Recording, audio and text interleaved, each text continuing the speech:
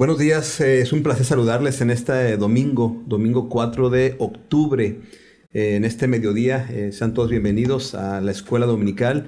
Recuerde, somos la Iglesia Bautista Betel, aquí en la ciudad de Los Mochis. Mi nombre es Sigfredo Varela, soy el pastor de la iglesia y bueno, el maestro de la escuela dominical es Eduardo Galindo, que está aquí. Y pues damos gracias a Dios por esta oportunidad, igual agradeciéndole a ustedes que se puedan conectar y junto con nosotros pues estar estudiando la Biblia. Estamos en Hechos capítulo 25, de todo el capítulo lo trataremos de ver hoy en este domingo. Sean todos bienvenidos y pues buenos días, buenas tardes ya, Eduardo, ya sí, ya el 12 del día. Tarde, sí. Sean bienvenidos, es un gusto y un privilegio estar aquí compartiendo la palabra. Le voy a pedir por favor que vaya a su Biblia, Hechos capítulo 25, que la tenga a la mano. Aquí me gusta siempre a mí tener mi Biblia a la mano y es bueno para corroborar que lo que usted va a escuchar realmente viene directamente de la Escritura y viene de parte del Señor. Y también que se disponga de una oración en su mente y su corazón también para que Dios obre con poder en cada uno de nosotros y transforme a nosotros y también a todos los que están escuchando, ¿verdad? Que sea bendición para todos los que nos escuchan. Bienvenidos. Bien, pues vamos a orar. Le invito a que ahí en su lugar cierre sus ojos, tenga su Biblia en la mano, una hoja o papel, lápiz, para que pueda anotar también usted las enseñanzas y lo que Dios pues nos quiere mostrar en este mediodía. Vamos a orar.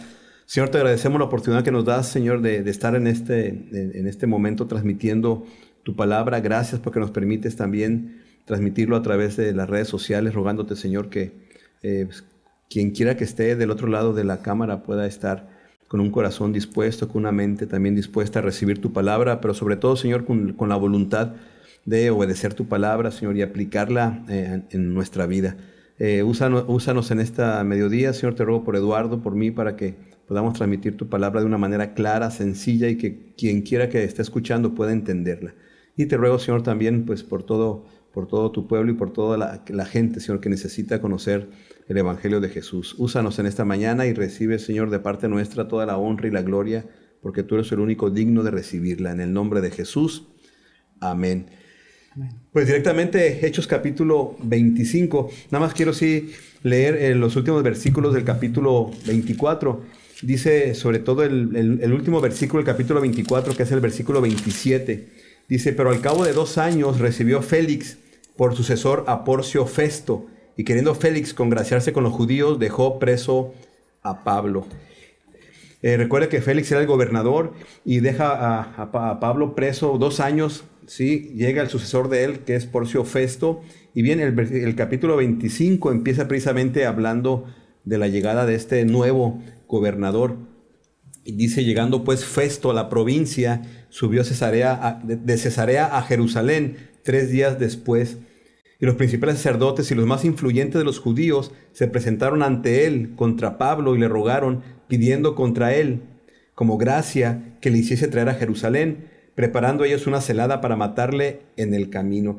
Recuerda que la situación de Pablo era pues que estaba preso, acusado falsamente, pero obviamente pues el Espíritu Santo decidiendo que Pablo estuviera ahí con el propósito pues de que Pablo pudiera llegar a compartir su palabra a estos niveles, ¿no? A gente del gobierno. Y bueno, llega Festo, un nuevo gobernador. Pablo 2 años preso, pero recuerde que también estaba preso, pero tenía como ciertos privilegios Pablo, ¿no? De que pudieran visitarle, que pudiera llegar gente ahí a estar con él. Esto obviamente también facilitó el que Pablo pudiera seguir estableciendo bien la fe de aquellos que habían creído. Pero bien, llega Festo, sube de Cesarea a Jerusalén 3 días después. Y esta gente, los principales sacerdotes y la gente con influencia de los judíos, se presentan delante de Festo en contra de Pablo, rogándole que lo trajera a Jerusalén, con el propósito pues de que en el camino, ya había pasado una vez también, ¿no? Que le habían preparado una celada. El propósito era deshacerse de Pablo, queriendo detener el evangelio, pero pues usted y yo sabemos que el evangelio es indetenible. Aún Pablo, porque ahorita ya Pablo no está, pues Pablo murió hace muchos años, pero el evangelio sigue, así que no había manera, pero se estaba preparando esto contra Pablo, tramando un homicidio contra Pablo, y queriendo que lo trajeran de donde estaba a Jerusalén para en el camino deshacerse de él. Pero bueno, usted y yo conocemos los planes del Espíritu Santo. Esto es lo que estaba sucediendo. Sí, de hecho aquí con un poquito de detenimiento, cuando estaba yo haciendo mis notas, hay algo que me llamó muchísimo la atención, se lo voy a comentar. Como dice el pastor, habían pasado 2 años y Pablo estuvo como una especie de encierro domiciliario, algo así, algo parecido a eso, con beneficios, le podían servir en este caso, pues sus hermanos en Cristo, ¿no? Le podían servir y podía convivir con ellos, inclusive le podían visitar libremente. Sin embargo, algo que llama mucho mi atención en los primeros 3 versículos es lo siguiente. Versículo 2, y los principales sacerdotes y los más influyentes de los judíos se presentaron ante él contra Pablo y le rogaron, pidiendo contra él como gracia que le hiciese traer a Jerusalén, preparando ellos una celada para matarle en el camino. Fíjense muy bien, ellos le pedían 2 años después, una vez que Pablo fue declarado sin suficientes cargos para ser condenado, inclusive vemos la razón, nuestro pastor lo acaba de leer.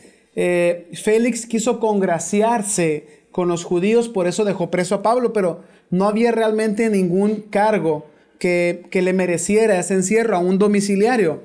Pero pasados 2 años, entonces, ¿qué hay realmente en el corazón de los principales sacerdotes y los influyentes judíos para aún guardaban todo este odio, resentimiento, enojo, ira en contra de Pablo, que aún pasados 2 años ellos van con el nuevo gobernador y le piden que les dé, es bien curioso, hasta chistoso, dice, versículo 3, pidiendo contra él como gracia, o sea, como favor hacia ellos, que le permitieran traer a Pablo a Jerusalén. ¿Por qué? Porque tenían el plan de matarlo, ¿no? Entonces, ándale, gobernador, somos amigos, haznos ese favor, tráenoslo para acá, aquí lo vamos a agarrar y lo vamos a hacer pedazos. Entonces, yo quisiera empezar con una pregunta, y la pregunta es, ¿estos hombres actuaban como un fruto del celo, del amor a Dios? ¿Realmente estos principales sacerdotes y los más influyentes judíos de Israel, de Jerusalén, realmente su motivo para querer matar a Pablo con tanto celo, con tanta pasión, con tanto odio, realmente era porque ellos amaban a Dios? ¿O cuál era su verdadera motivación? ¿No? Entonces, una pregunta, yo pensé, ¿cómo es posible que alguien después de 2 años siga sintiendo tal resentimiento, de tal manera que su pasión por querer matar a Pablo no ha cesado? Y eso a mí es lo que a mí más me llamó la atención. ¿Cuál era la motivación de esos judíos para seguir queriendo matar a Pablo? Es que aquí yo creo que el celo a la religión, al conjunto de normas o tradiciones, porque Pablo estaba predicando a Jesucristo resucitado, y había un celo tremendo respecto a todo lo que los judíos tenían como su religión, ¿sí? Normas, reglamentaciones, prohibiciones. Y obviamente Pablo estaba predicando la libertad en Cristo. No estaba, obviamente, Pablo predicando en contra de la ley. Al contrario, hablaba de que Jesucristo era el cumplimiento de la ley, pero había ese celo religioso, ese celo por toda la tradición, pues, que los judíos por años, porque recuerden que los judíos pues ya tenían muchos años viviendo de esa manera, y más que amar a Dios, amaban su religión, sus dogmas. Y Pablo estaba precisamente hablando de Cristo crucificado, y es lo que los judíos tenían, ese celo, ¿no? De que Jesús se autonombró como el Rey de Reyes, el Hijo de Dios, el Mesías prometido. Y los judíos, en vez de buscar la verdad, creyendo a las profecías, estaban cegados por el celo. Y esto pues sucede igual en nuestros días, ¿no? A veces el celo religioso o el celo incluso denominacional nos lleva precisamente a actuar más por celo y por resentimiento que yendo a la verdad. Pues, y el propósito de la iglesia, en este caso el propósito de Pablo, no era atacar a la religión judía, sino mostrarles la verdad que venía desde las profecías, porque al final de cuentas ellos, los judíos, inconscientemente pensaban que estaban haciendo bien porque tenían celo y amor, según ellos, pues a la ley y a los profetas, pero realmente estaban cegados ante la verdad de Jesús. Y estaba pasando esto al grado ese de 2 años esperar, y imagínense el cúmulo de resentimiento, de odio, de amargura en contra de Pablo, en vez de toda esa energía usarla para ir a la palabra, a los escritos y reconocer en Jesucristo al Hijo de Dios. Pero bueno, eso pasaba y sigue pasando en nuestros días, ¿no? El celo que hay a veces, más que la búsqueda de la verdad, es como el celo, y esto es lo que estaba pasando. Al final es hipocresía, ¿no? Sí, de hecho sí, es hipocresía, pues, porque los judíos decían amar a Dios porque ellos, según ellos, cumplían los mandamientos, amaban a Dios y al prójimo, pero en la práctica, la realidad era, pues había hipocresía, porque realmente no había un amor a Dios, sino un celo o una motivación incorrecta. Y como pasa en nuestros días, ahí, por ejemplo, estos hombres que usan sus vidas como kamikazes, de que entregan su vida pensando que están haciendo lo correcto, pero realmente no hay un amor a Dios ni un amor al prójimo. Pues, y aquí lo vemos, planeando matar a Pablo. Pues. Es decir, la estrategia no había cambiado, porque recuerde que por ahí en el capítulo 23 también, no sé si el 23, sí, creo que sí, por ahí, que un sobrino de Pablo escucha, ¿sí? Y entonces manda a Pablo, manda a este sobrino para que le comunique al gobernador, al centurión, lo que estaban tramando en contra de Pablo, y la estrategia es la misma. Después de 2 años siguen queriendo matar a Pablo, pero bueno, podemos ver lo que sucede. Recuerde, Festo ya era el gobernador, tenía un cargo político ahí, pero obviamente Pablo, como comenta Eduardo, no había ninguna evidencia de culpabilidad. Sí, así es algo como un poco extraño, ¿no? Pero sin embargo vemos que a pesar de esto, recordemos la vez que Cristo mismo se le aparece al apóstol Pablo para animarlo y le dice, ¿sabes qué? Le dice, Pablo, ánimo, Pablo, así literalmente así lo traduce la Reina Valera 60, es una traducción muy fiel. Ánimo, Pablo, que no te preocupes por esto, porque realmente tú vas a llegar hasta los tribunales o hasta las autoridades más altas. Ese es mi propósito. Entonces aquí vemos, a pesar de todo esto, que Dios mismo usó las circunstancias, inclusive usó el mismo odio de los judíos hacia Pablo para llevarlo más allá, porque al final no tenían de qué acusarlo, por lo cual, bueno, no quiero adelantarme a este capítulo, pero al final las mismas circunstancias, por así decirlo, sabemos que no hay casualidades, no hay circunstancias circunstanciales, no, pero el propósito de Dios se está cumpliendo casi de una manera, aquí lo vemos casi racional lo que pasó con él. Sin embargo, vemos que el propósito de Dios respecto a que avanzara de autoridad en autoridad se está cumpliendo de una manera pues casi que no se puede creer.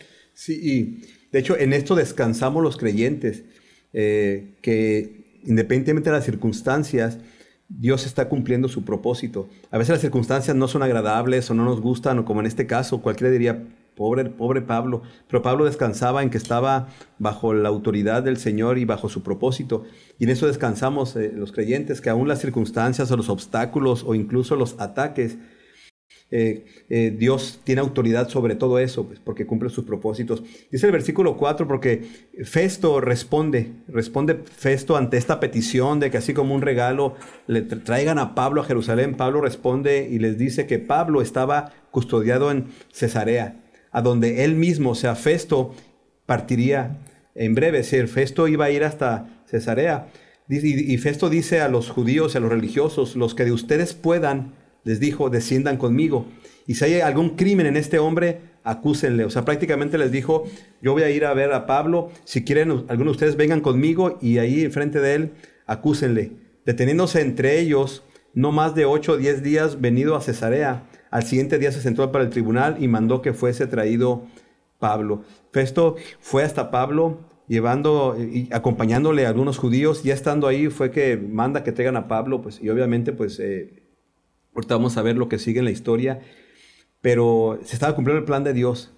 Tenían que ir hasta Cesarea, pues no se llevó a cabo el plan otra vez, pues, de matar a Pablo en el camino, ¿no? Sí, así es. Y versículo 6, y deteniéndose entre ellos no más de 8 o 10 días, venido a Cesarea, al siguiente día se sentó en el tribunal y mandó que fuese traído Pablo. Recordemos que Festo acababa de tomar el cargo, probablemente fue a Jerusalén como a visualizar el reino que iba a estar sometido debajo de él. Y recordemos también algo, en aquel tiempo el gobernador no solo era el soberano, el gobernador, sino que también tomaba el papel de un juez, ¿no? Él era el gobernador y también al mismo tiempo era juez, de acuerdo a lo que dice aquí la Escritura. Dice versículo 7, cuando éste llegó, lo rodearon los judíos que habían venido de Jerusalén, presentando contra él muchas y graves acusaciones, las cuales no podían probar. ¿Qué acusaciones? Lo vemos en Hechos 24. Eran que ese hombre Pablo era una plaga, que era un promotor de sediciones o de levantamientos en contra del Imperio Romano, que era el líder de los nazarenos y que era un profanador del templo. Bien curioso porque una vez más, dice la Escritura, cierra el versículo 7, pastor, con estas acusaciones, ninguna pudieron probar, ¿no? Sí, de hecho, Pablo sabía pues que no tenía ninguna esperanza real de justicia con este gobernador Festo. Sabía Pablo lo que le esperaba en Jerusalén. También Pablo sabía, porque Jesús se lo había revelado, que él tendría que ir hasta Roma. Entonces, Pablo sabía, y vemos pues aquí toda la acusación, todo lo que estaban tramando en contra de Pablo. Pero otra vez, Pablo descansaba pues en la confianza que tenía en el Señor, en que todo esto estaba dentro de los propósitos del Señor y que sucediera lo que sucediera. Pablo estaba confiado en que, bueno, es propósito del Señor. De hecho, más adelante vamos a ver también que Pablo, incluso él menciona que si va a morir, pues no hay ningún problema. Pues, que Pablo sabía que todo estaba dentro del propósito del Señor. Y bueno, la trama aquí contra Pablo sigue, ¿no? O sea, y las acusaciones falsas. Dice el versículo 7, cuando éste llegó, lo rodearon los judíos que habían venido de Jerusalén. Es decir, cuando Festo estuvo ahí, y bueno, imagínense de 8 a 10 días, los judíos tratando bien a Festo, agasajando a Festo para que congraciarse con él y convencerlo o manipularlo, porque era lo que hacían los judíos, ¿no? Manipular a los gobernantes queriendo que actuaran en contra de Pablo. Entonces, cuando llegó, le rodearon los judíos que han venido de Jerusalén presentando contra él, contra Pablo, muchas y graves acusaciones, y como menciona Eduardo, no podían probar ninguna, eran puros dichos, puras habladurías. Y versículo 8, alegando Pablo en su defensa, aquí viene la defensa de Pablo. Mire, si usted ve todo el libro de los Hechos, prácticamente es como una manera de defensa, porque Pablo defiende el evangelio. Porque mire, los judíos pareciera que estaban acusando al evangelio de que actuaba en contra del gobierno romano. Pero definitivamente que el evangelio nunca está en contra de ningún gobierno, al contrario, creo que el evangelio es lo único que puede traer la esperanza y el cambio en cualquier gobierno. El evangelio nunca fue, el evangelio nunca atacaba al gobierno, más bien es lo que ahorita en nuestros días también ayudaría mucho al gobierno, pues que el evangelio puede llegar hasta esas personas que nos gobiernan, y entonces obviamente habría un cambio. Pero bueno, las acusaciones de los judíos era precisamente hacer creer al gobierno de Roma que Pablo, o lo que predicaba Pablo, estaba en contra del gobierno. Y definitivamente pues no había pruebas, no podían probar. Y Pablo empieza a hablar en su defensa. Y Pablo dice el versículo 8 en adelante, no contra la ley, ni contra la ley de los judíos, dice Pablo, ni contra el templo, ni contra César he pecado en nada. Lo acusaban que actuaba en contra de la ley, lo acusaban que estaba profanando el templo, incluso lo acusaban de que estaba hablando en contra del César, de Augusto César, que era en este caso pues el emperador. Y Pablo menciona en su defensa, inicia diciendo, ni contra la ley de los judíos, ni contra el templo, ni contra el César he pecado en nada. Sí, una de las cosas que he puesto un poco de atención es que es algo, como dice el pastor, es algo repetitivo la defensa de Pablo. Y quisiera recordar las palabras de Jesús mismo cuando les dice que si en alguna ocasión tuviéramos que presentar defensa, que no nos preocupemos acerca de qué vamos a decir. Y aquí no hay otra cosa que podemos ver la sabiduría de Dios obrando a través de Pablo. Él no necesitó ningún defensor, ningún abogado, porque el defensor estaba en él, que es el Espíritu Santo. Claramente podemos ver que no hay ninguna acusación que pueda, aún con abogados los judíos, aún reuniéndose los más sabios y los más importantes judíos, no podían hacer una acusación seria. Las mentiras se les venían abajo. Es decir, realmente podemos ver la protección de Dios hacia Pablo. Inclusive cuando Pablo especifica, o sea, dice él, lo que yo hago y lo que yo predico no va en contra de la ley, ni de los judíos, ni en contra del templo, ni en contra del César. No tengo ningún pecado en contra de ninguno de estos elementos. Entonces, ¿por qué se me acusa? Y Pablo, sin ninguna duda que como su propio abogado, él se considera y se declara inocente de los cargos de los que se le acusa. Sinceramente es algo para enfatizar y para honrar la fidelidad de Dios en Pablo. Dios está cumpliendo su propósito, y una de las preguntas que yo me hago cuando estoy estudiando la Escritura es ¿qué Dios me quiere decir con esta situación que me está mostrando, que nos está mostrando individual y como iglesia? ¿Qué nos quiere decir el Señor? Una de las cosas que yo puedo enfatizar, y honro a Dios por eso, es porque Dios me muestra y nos muestra su fidelidad, su protección, ¿no? Y yo quiero que usted medite también en esto. Mire, vemos un hombre metido en... ¿Qué más problemas puede usted tener que este hombre? Hablando en cuanto a lo jurídico, lo legal, y personas que quieren hacerle daño al tal grado de que lo quieren matar. Pasan años, sigue el resentimiento. El odio no termina. Sin embargo, vemos un Dios, como dice la Escritura en Job, cercándolo, ¿no? Cercando a Pablo para que no le hagan daño, hablando, defendiéndolo con sabiduría. Y es algo que yo quisiera, en lo cual meditáramos esta mañana, pastor, en la fidelidad de Dios. Sí, y al mismo tiempo podemos ver la seguridad que tenía Pablo en su comportamiento. Pablo, dependiendo totalmente del Espíritu Santo y su vida siendo irreprensible, Pablo tenía esa capacidad de poder decir: no he pecado en nada. No había nada que pudieran probar en contra de Pablo, y me parece que también esto nos lleva a reflexionar sobre nuestra vida. Si realmente nosotros estamos viviendo en santidad, somos irreprensibles, realmente cualquier gente que nos acusara de algo, pudiéramos nosotros como Pablo decir: sí, pues no he pecado en nada, o pudieran encontrarse en nosotros ninguna acusación probada, o nuestra vida realmente ha dado evidencia de que sí estamos fallando al Señor, de que sí estamos haciendo cosas que a Dios no le agradan, porque por un lado está el cuidado que tenía Dios de Pablo, pero también el compromiso con Pablo, no solamente de palabras, sino de hecho. Es decir, la vida de Pablo avalaba lo que él predicaba. Por eso es que no había pruebas de lo que le acusaban, porque Pablo estaba viviendo en similitud a Cristo, estaba viviendo de acuerdo a la voluntad de Dios.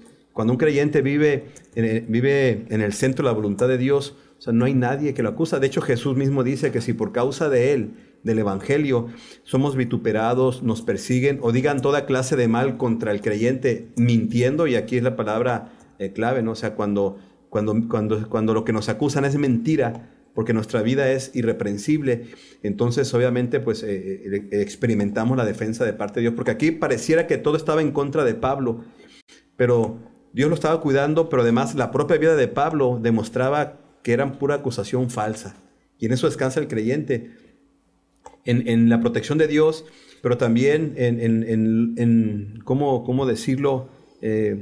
Ni la conciencia nos acusa, pues, porque estamos viviendo irreprensibles. Así que aquí el compromiso del creyente es ese. O sea, yo cuento con la protección de Dios, pero por otro lado, también estoy yo viviendo bajo la autoridad del Señor, y este es el ejemplo que nos estaba dando Pablo. Además, Pablo sabía que estaba frente a la autoridad. Dice el versículo 9, Festo, que era el gobernador, queriendo congraciarse con los judíos, respondiendo a Pablo, dijo: ¿quieres subir a Jerusalén y allá ser juzgado de estas cosas delante de mí?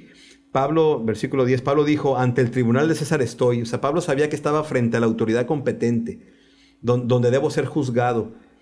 A los judíos no les he hecho ningún agravio, como tú sabes muy bien. Pablo estaba seguro que estaba frente a la autoridad competente. Obviamente Festo, siendo manipulado por los judíos y queriendo congraciarse con ellos, le dice a Pablo: pues si quieres vamos a Jerusalén, allá puede ser juzgado delante de mí. Y Pablo le dice: no, ahorita estoy con la autoridad competente. Estoy ante el tribunal de César, y César era Augusto César, que era el emperador, pues era la máxima autoridad. Aquí estoy donde debo ser juzgado. A los judíos no les he hecho ningún agravio, como tú sabes muy bien, porque si algún agravio, versículo 11, o cosa alguna digna de muerte he hecho, Pablo dice: no rehúso morir. O sea, si hay algo de que me acusan que es digno de muerte, pues no rehúso morir. Pero si nada hay de las cosas de que estos me acusan, nadie puede entregarme a ellos. Lo dice Pablo, a César apelo. Sí, qué tremendo, qué sutil, Festo, al querer, por así decirlo, en nuestro tiempo queriendo quedar bien con los judíos, él trata de persuadir a Pablo de llevarlo a Jerusalén para ser juzgado. Obviamente Pablo entendió que era una trampa, que esto era una trampa, y sabe que pues, al ser enviado a Jerusalén era su muerte 100% segura. Igual en el entendido Pablo de que su propósito, sinceramente Pablo en la comunión que tenía con Cristo, ya se le apareció Jesucristo mismo para consolarlo, para darle ánimo. Sobreentendemos que su discernimiento acerca de lo que debería hacer y decir era mayormente claro, salvo una o dos situaciones en todo el libro de Hechos. Entonces Pablo entendió, no, yo no debo ir a Jerusalén porque voy a morir y mi trabajo delante del Señor no ha terminado. Aquí lo vemos, Pablo se declara dispuesto a someterse a la ley, inclusive a ser ejecutado de ser necesario, de ser hallado culpable. Sin embargo, al entender su inocencia y al entender las intenciones de los judíos, pues realmente Pablo era un hombre con mucha inteligencia y con mucha capacidad de darse cuenta de la trampa en la que lo estaban queriendo poner, ¿no? Sí, Pablo conocía las leyes romanas, sabía todo y estaba él dispuesto a ser juzgado precisamente con la ley. Pablo sabía pues que no había ninguna culpa en él, pero estaba dispuesto que si le encontraban alguna culpabilidad y la cual fuera digno él de muerte, pues estaba dispuesto a morir. Pero es cuando él dice pero si no hay nada de las cosas de que estos me acusan, nadie puede entregarme a ellos. Pablo también tiene esa seguridad de que podría haber justicia en este caso, y dice a César apelo. Versículo 12, bueno, César era el emperador y Pablo estaba apelando al César. Dice el versículo 12, entonces Festo, habiendo hablado con el consejo, respondió, a César has apelado, a César irás. Versículo 13, pasados algunos días, el rey Agripa y Berenice vinieron a Cesarea para saludar a Festo. Y como estuvieron allí muchos días, Festo expuso al rey la causa de Pablo, diciendo, un hombre ha sido dejado preso por Félix, respecto al cual, cuando fui a Jerusalén, se me presentaron los principales sacerdotes y los ancianos de los judíos, pidiendo condenación contra él. A esto respondí que no es costumbre de los romanos entregar a alguno a la muerte antes que el acusado tenga delante a sus acusadores y pueda defenderse de la acusación. Llega el rey Agripa y Berenice, y bueno, ahí platicando con Festo. Festo les platica la situación de Pablo. Miren, esto es interesante porque nosotros que conocemos toda la narrativa bíblica en el libro de los Hechos, vemos cómo el plan de Dios, el propósito de Dios se cumple usando a todas estas personas. Pablo precisamente les comparte el evangelio, pues no solamente a Festo, vamos a ver también el próximo capítulo cómo le comparte el evangelio al rey Agripa, a Berenice, la esposa del rey. Pero todo es parte del plan de Dios. Nosotros porque conocemos la narrativa bíblica, pero Pablo estaba él confiando en lo que Dios iba a hacer, porque Pablo, pues, todavía no existía el libro de los Hechos, pues Pablo no sabía lo que ustedes y yo ya sabemos. Sí, pero Pablo estaba experimentando esta circunstancia. Ahora había otro rey ahí con la esposa y Festo les platica y les dice esto que acabo de leer, que Félix deja preso a Pablo y bueno, Festo se entera de un hombre dejado por Félix. Ahora este nuevo gobernador se entera de la situación de Pablo porque va a Jerusalén y ahí es donde los principales de los judíos quieren manipularlo y bueno, ahora está Pablo apelando al César y Festo sabiendo que no hay nada de que se le acusa, pero bueno, tampoco Festo quería tener enemistad con los judíos y ahí está Pablo en medio de toda esta manipulación y toda esta trama. Ahí está Pablo en medio, pero confiado, repito, en la protección divina y en el propósito de Dios, porque yo creo que el cristiano descansa sí en la protección de Dios, pero principalmente en el propósito de Dios en medio de cualquier circunstancia. Sí, como el Señor dice, no avergonzarás al que en ti confía, al que en ti ha puesto su confianza. De hecho, aquí hay cosas que no vamos a poder observarlas y juzgarlas, pero va a ser muy difícil comprenderlas con claridad. este hombre, por ejemplo, Festo, era un hombre de gran autoridad, que sinceramente él podría haber mandado a matar a Pablo o a quien él quisiera, ¿no? Y es de ponerle atención que aún este hombre Festo dice, no es costumbre de nosotros los romanos entregar a algún hombre que no ha sido, no se le ha dado la oportunidad de defenderse de sus acusadores, ¿no? Y es una manera en que Dios usa aún a la autoridad en favor de su pueblo.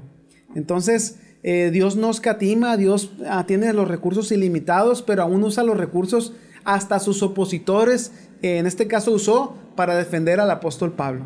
Bien, dice este verso, a esto respondí que no es costumbre de los romanos entregar a alguno a la muerte antes que el acusado tenga delante a sus acusadores y pueda defenderse de la acusación. Así que, habiendo venido ellos juntos acá sin ninguna dilación, al día siguiente, sentado en el tribunal, mandé a traer al hombre. Y estando presentes los acusadores, ningún cargo presentaron de los que yo sospechaba, sino que tenían contra él ciertas cuestiones acerca de su religión y de un cierto Jesús ya muerto, el que Pablo afirmaba estar vivo. Y yo, dudando en cuestión semejante, le pregunté si quería ir a Jerusalén y allá ser juzgado de estas cosas. Mas como Pablo apeló para que se le reservase para el conocimiento de Augusto, mandé que lo custodiasen hasta que le enviaran yo a César. Aquí lo importante es que, bueno, la predicación de Pablo era precisamente la resurrección de Jesús. Era el sermón de los discípulos, de los apóstoles, tanto de Pedro como incluso Esteban cuando fue muerto. Ellos predicaban a un Cristo resucitado, ese Cristo que fue crucificado y ve resucitado. Y esto obviamente pues le causó mucho resentimiento a los judíos, porque ellos no creían que Jesús fuera el Mesías. Y sin embargo, Pablo y los creyentes afirmaban precisamente que Jesús era el Mesías y por eso era tanto el resentimiento y el rencor.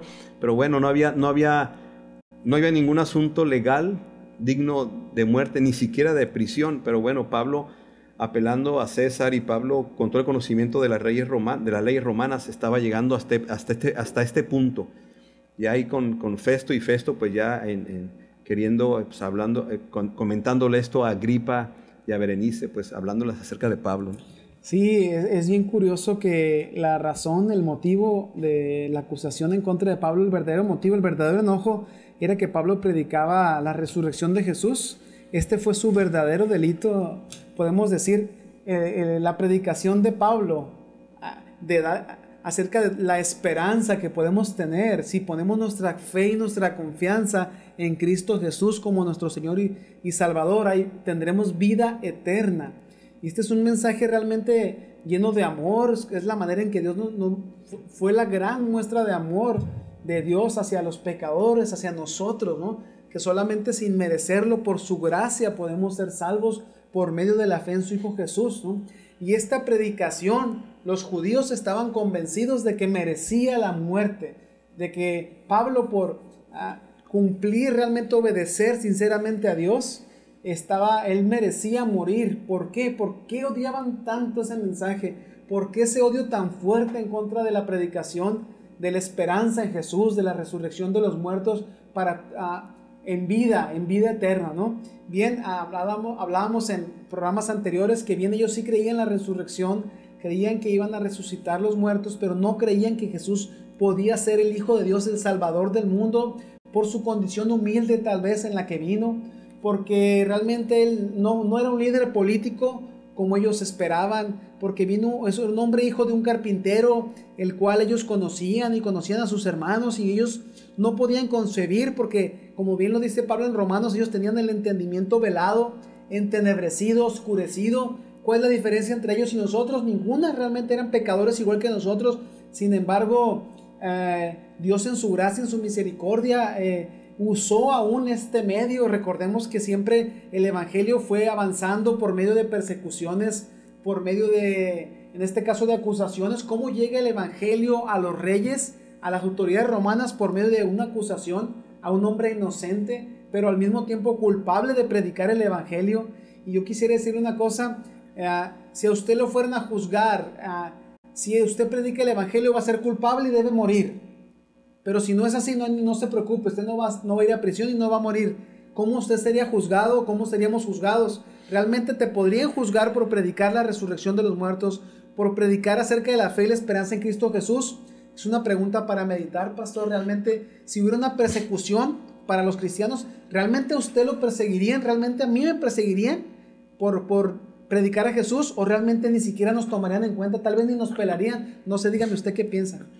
Sí, y recuerda que los judíos, principalmente los fariseos, bueno, los principales de la sinagoga y todo este grupo religioso, enseñaban y predicaban una religión, es decir, un apego a ciertas normas, tradiciones, ideas. Pero cuando Pablo empieza a predicar, y no solo Pablo, porque desde antes ya los apóstoles estaban predicando una relación con Dios, una reconciliación con Dios a través de Jesucristo, esto obviamente les vino a causar mucho celo, porque entonces ya no era, la predicación era no vivir atado a una religión, sino más bien a una reconciliación, a una relación personal con el Señor. Y ese es el mensaje de la iglesia de Jesucristo. La predicación es acerca de la reconciliación del ser humano con Dios a través de Jesucristo.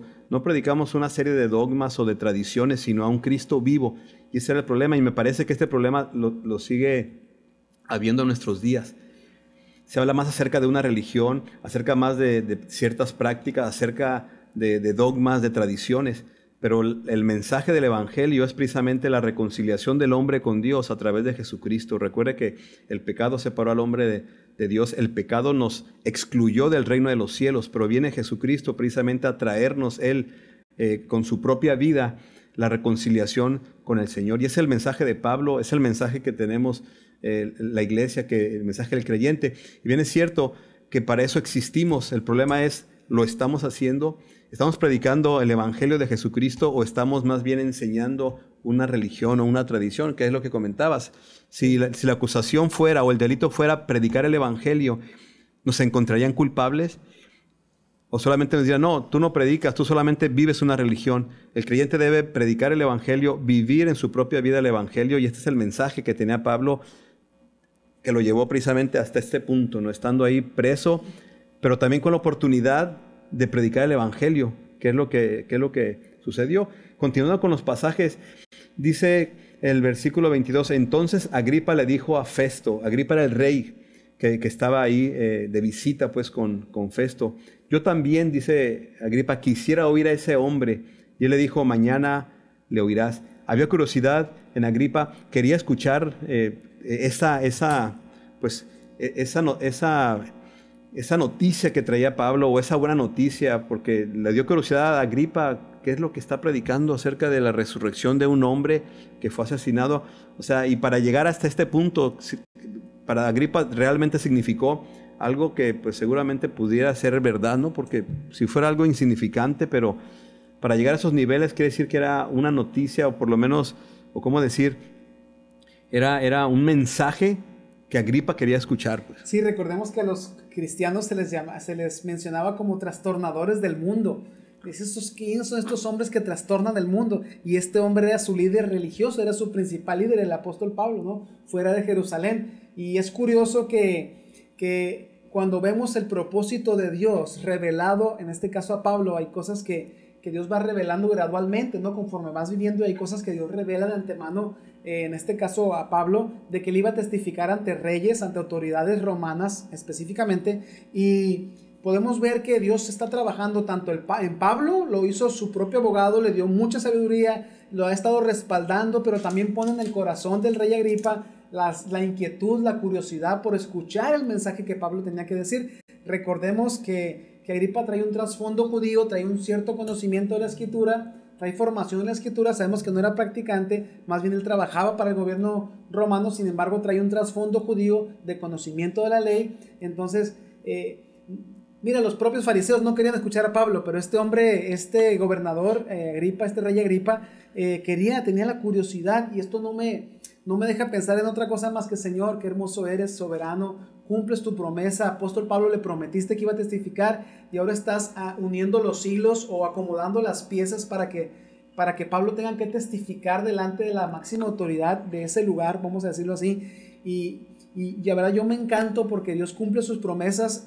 Una de las enseñanzas para mí en este capítulo 25 es: Dios cumple su promesa, Dios está con nosotros, Dios nos defiende, y Dios va a usar cualquier medio a su alcance. Claro, todos están a su alcance, pero Dios va a valerse de cualquier medio para cumplir su propósito. Sí, bien es cierto, Dios cumple su propósito y además quiere incluirnos en el cumplimiento de su propósito. Aquí la pregunta sería, ¿estamos dispuestos a ser incluidos en el propósito de Dios independientemente de las circunstancias? Pablo estuvo dispuesto a estar en el propósito de Dios.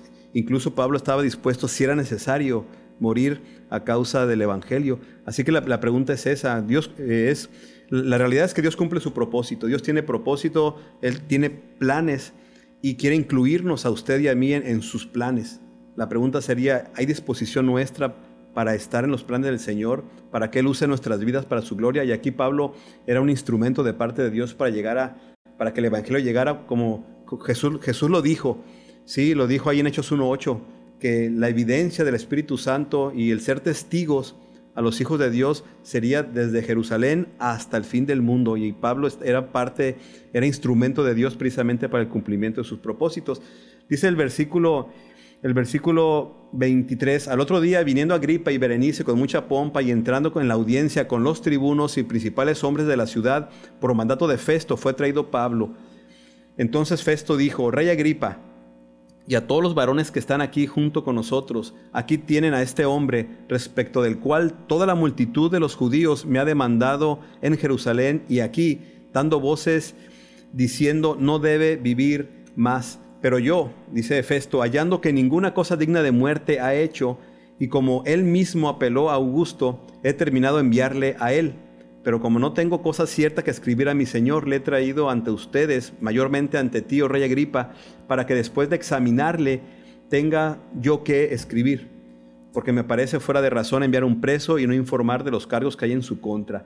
Pablo, con la oportunidad de hablar frente a toda esta gente importante de la ciudad, pero además también vemos el hecho de que Festo le pida al Rey Agripa que examine a Pablo, otra oportunidad más para que Pablo pueda hablar, pues. Y Pablo lo que hablaba, ya saben que es, ¿no?, el Evangelio, predicaba al Señor. Y conociendo la historia, y lo vamos a ver el próximo capítulo, el Rey Agripa es aquel que dijo: por poco me persuades a ser creyente, cosa que mucha gente nos ha dicho: por poquito y me convences. Bien, es el Rey Agripa, y Pablo estaba frente a la oportunidad de compartir el Evangelio, no solamente delante del Rey Agripa, sino delante de toda esta gente que estaba ahí, tribunos, principales hombres de la ciudad, estaban ahí sentaditos. Qué oportunidad, ¿no? Sí, de hecho yo recomiendo mucho con calma, si puede usted durante la semana, cada semana, por ejemplo, la próxima semana tendremos el estudio de Hechos capítulo 26, yo recomiendo sentarse tranquilamente durante varios días, léalo, lea el capítulo, medite en él, pregúntese qué Dios me quiere decir a mí, qué Dios nos quiere decir como iglesia, y entender cosas como esto. Miren, versículo 27, el mismo Festo dice: oye, me parece, Agripa, me parece a mí y personas que están aquí, me parece fuera de razón enviar al emperador César Augusto a un preso, pero si no puedo informarle de qué cargo se le acusa. Entonces cuando cierra este pasaje, este capítulo 25, con esto yo pienso también: Señor, eres hermoso, cumples tu propósito a pesar de que parezca algo fuera de razón. Pues yo ahora lo entiendo porque tenemos el libro de los Hechos. Yo sé, Dios está cumpliendo su propósito a pesar de la oposición, a pesar de que a hombres les parezca fuera de razón, porque fuera de razón cuando piensas que no hay Dios, pero cuando sabes que hay Dios y crees en Él, dices: bueno, hay una razón, está Dios detrás de todo esto. Dios está moviendo las piezas, está moviendo los corazones, le está dando su merecido a los opositores del Evangelio, y aún está permitiendo que el Evangelio avance a pesar de toda esta situación, de toda esta confusión, de las falsas acusaciones.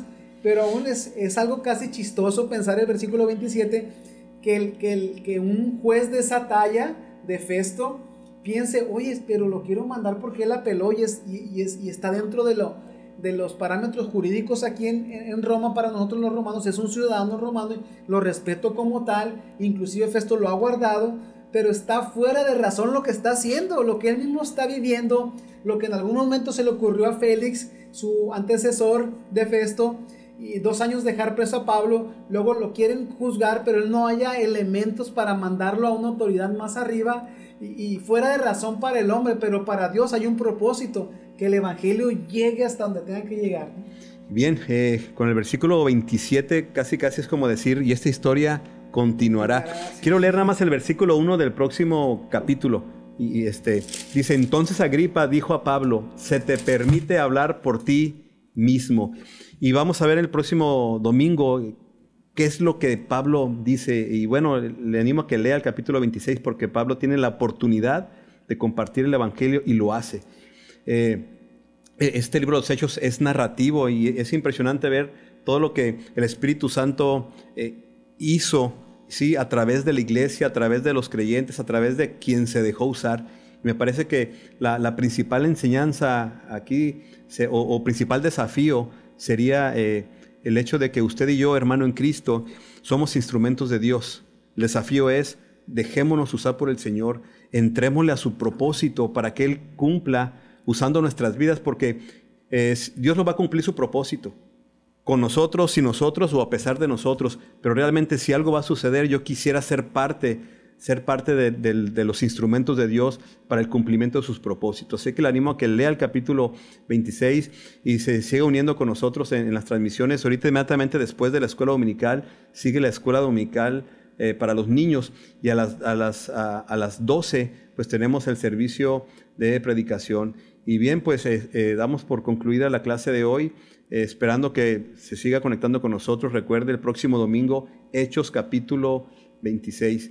Bien, Eduardo, pues igual si quieres despedirte de... Sí, muchas gracias por su atención, y de verdad que es mi oración siempre durante la semana que Dios bendiga nuestra mente, corazón, que nos haga consagrarnos más a Él, entenderle más. Hay veces que no es muy comprensible, sinceramente, y yo lo digo con todo respeto y humildad también, pero debemos de creerlo.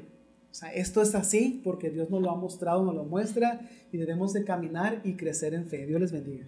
Y les bendiga. Pues vamos a orar para terminar. Así que le invito a que cierre sus ojos. Señor, te damos gracias por esta oportunidad que nos des de abrir tu palabra sin ninguna prohibición.